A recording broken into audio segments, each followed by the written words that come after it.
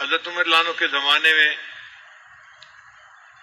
آپ ایک مرتبہ مدینے کی گلی میں جا رہے تھے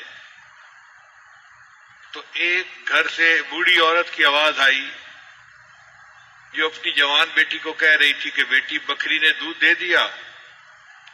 اس نے کہا دے دیا۔ بیٹی کتنا دودھ دیا؟ اس نے کہا امی کم دیا۔ تو ماں نے کہا کہ بیٹی جو دودھ لینے والا آئے گا نا وہ تو پورا دودھ مانگے گا، لہذا جتنا کم ہے اتنا پانی اس میں ڈال دو۔ تو لڑکی نے جواب دیا امی امیر المومنین نے منع کیا ہے کہ دودھ میں پانی نہیں ڈالا کرتے۔ تو ماں نے کہا بیٹی امیر المومنین کون سا یہاں دیکھ رہے ہیں؟ تو نوجوان لڑکی نے جواب دیا امیر المومنین نہیں دیکھ رہے، امیر المومنین کا خدا تو مجھے دیکھ رہا ہے۔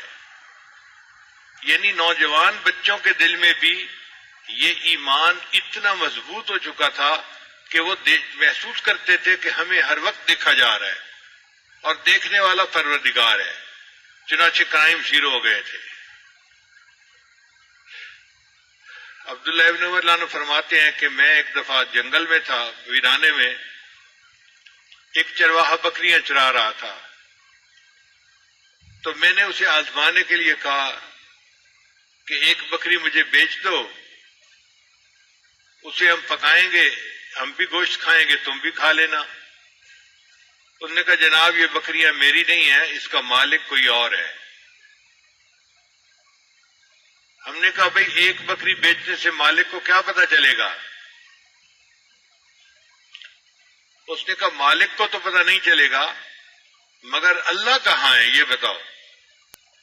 یعنی اس بکریاں چرانے والے چرواہے کے دل میں بھی اللہ کا اتنا استحضار تھا کہ ویرانے میں بھی اس کو یہ احساس تھا کہ مجھے اللہ دیکھ رہا ہے۔ چنانچہ نبی علیہ الصلوۃ والسلام نے انسانیت پر ایسا احسان فرمایا کہ یہ تصور دے کے انسانی معاشرے میں سے کرائم کو ختم ہی کر دیا۔